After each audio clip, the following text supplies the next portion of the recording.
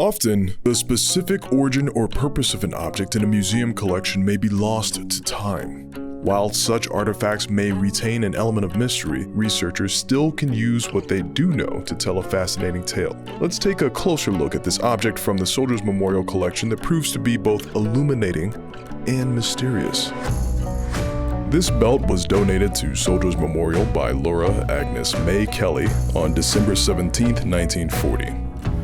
May Kelly, as she was known, served as a nurse in the U.S. Army at Base Hospital 21 during World War I. Base Hospital 21 was organized in St. Louis with volunteers from the city and doctors and nurses from Washington University Medical Center. They were based in Rouen, France during World War I.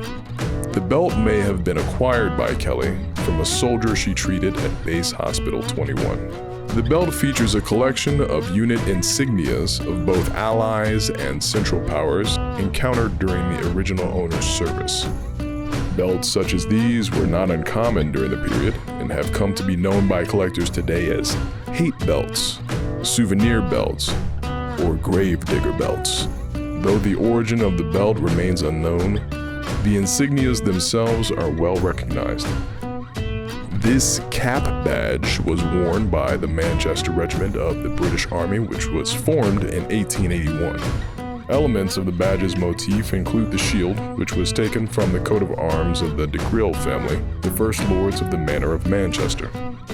The ship above the shield represents the city's trade.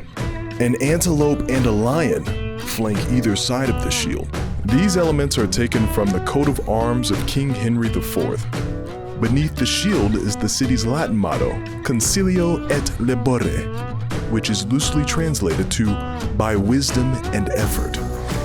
The cap badge of the Australian Army has had several names throughout the years. Originally called the General Service Badge, it has also been called the Rising Sun Badge, and today is known as the Australian Army Badge. The badge went through 7 design iterations over the years. The iteration on the belt was released in May 1904 and was worn throughout both World Wars. This was the standard cap badge worn by the Canadian Expeditionary Force.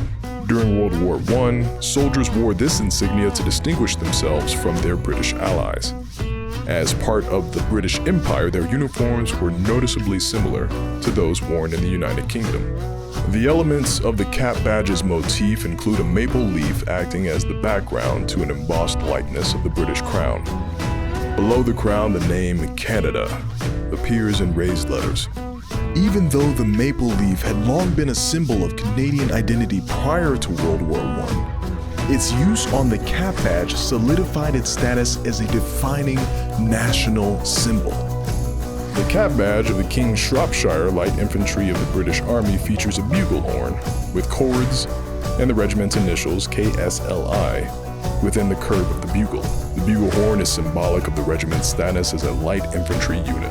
Such units use bugles instead of drums to communicate commands because bugles were easier to hear over longer distances and were less cumbersome. While there is still more to be learned about this belt, it provides an insight into the unique way an individual remembered their wartime experiences. See more World War I artifacts in Soldiers Memorial's permanent galleries. Plan your visit today.